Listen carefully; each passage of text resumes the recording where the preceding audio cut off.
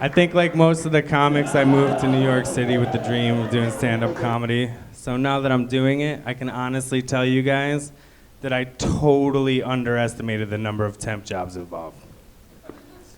I don't like to call them temp jobs though, I like to call them character builders for the prevention of starvation. Because temping to me is kind of like the employment version of The Price is Right. I only want to exert right up to the exact amount of energy involved without going over.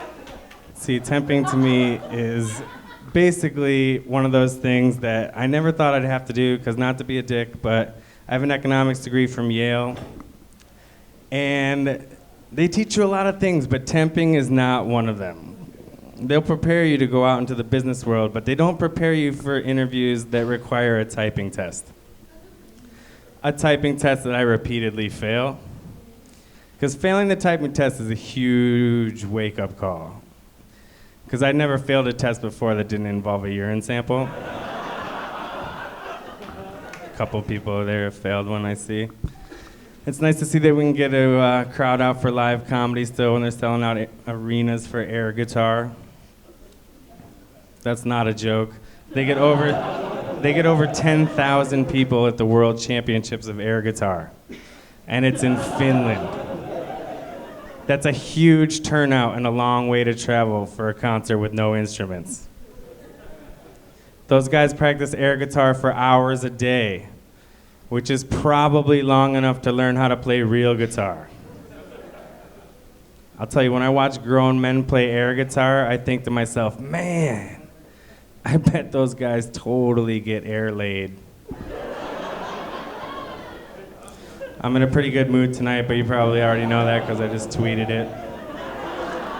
Everyone's on Twitter now, right? And I don't mean that as hyperbole either. I mean every single person in the world is on Twitter. All right, I guess that is hyperbole, but I'd be willing to bet that the majority of the people in the audience just realized what hyperbole is. I was late on Facebook, now I'm late on Twitter, which is kind of a metaphor for my entire life. I'm always one social networking site behind. I just got married recently. Thank you, thank you, thank you. I knew my life would change when I got married, but I never thought that I would actually like Oprah. She's like that sweet old black lady who never lived in my town.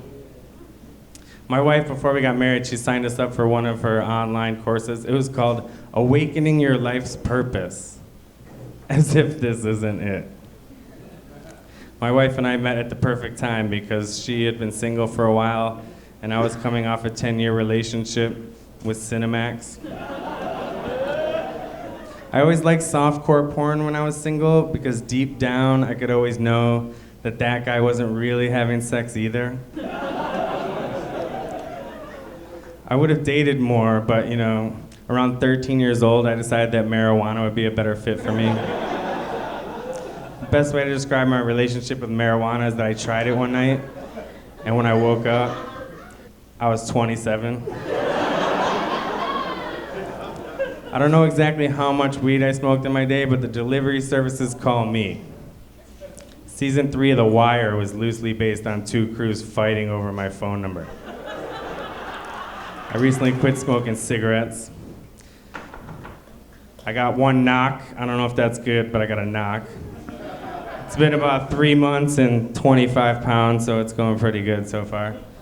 I love smoking cigarettes. I don't know if there's any smokers here. I love it, man. I love it. But I just had to assume eventually that I was going to hate lung cancer. Like, cancer sucks badly enough. Nobody wants I told you so cancer. Like, I didn't want to wake up one day and I'm the guy in the ad like, my friends always told me to quit smoking, but I never listened. I was an up-and-coming comedian. But this is the only commercial I ever booked. People tell me that you get married and then you start to fantasize about other women. And that hasn't happened for me. So far, the only thing I fantasize about is smoking cigarettes again. I've have this recurring dream where like I light up a cigarette in the living room and I'm smoking it, and it's like taking awesome drags, blowing rings. It's like totally awesome. And then out of nowhere, this other cigarette shows up. So then I'm smoking both cigarettes at the same time, back and forth. I'm smoking this one, and then after a while, the two cigarettes start smoking each other, and I kind of just sit at the end of the sofa and watch. That's pretty awesome. It's actually going to be a new MTV show. It's going to be called Jersey Smokes. Your father's pack of cigarettes around while they get tans and lift weights. It's pretty awesome. You guys watch Jersey Shore? I can't watch that stuff, man. There's actually going to be a second season of Jersey Shore, which pretty much only means one thing. This country's totally screwed. Sit back, relax, Al-Qaeda. We're going to screw it up ourselves. If Snooki and the Situation are on covers of magazines, then Al-Qaeda's already winning. I used to live in London, and when I was there was a lot of incidents with the IRA. The terrorist group, not the retirement plan. One thing that the IRA does is they actually call ahead, and they'll let you get the people out of a building before they blow it up, which I gotta say, as far as terrorism goes, that's pretty cool. Because if you want to blow up my office building when no one's in it, go right ahead. You'd probably be doing me a favor since there's so much stuff on my computer that's not supposed to be there. With my luck, the NYPD would be like, all we were able to find from the wreckage was this one hard drive. We don't know whose it is at this time, but whoever's it is really likes Kim Kardashian. That's my one skeleton. My younger brother came out of the closet recently. He sat the whole family down one day. He was all nervous and fabulous. And he was like, guys, I've got something to tell you. I'm gay. And I looked at him like, oh, duh. I didn't think you bought the fireman's calendars because you like ladders. Yo, as long as we're laying stuff on the table, I'm short. So we're both waiting for our mom to say something. She goes, oh my God, both of you? This is before I got married. I was like, Mom, I have a girlfriend. She goes, sure you do. Tell Mrs. Snuffleupagus I said hello.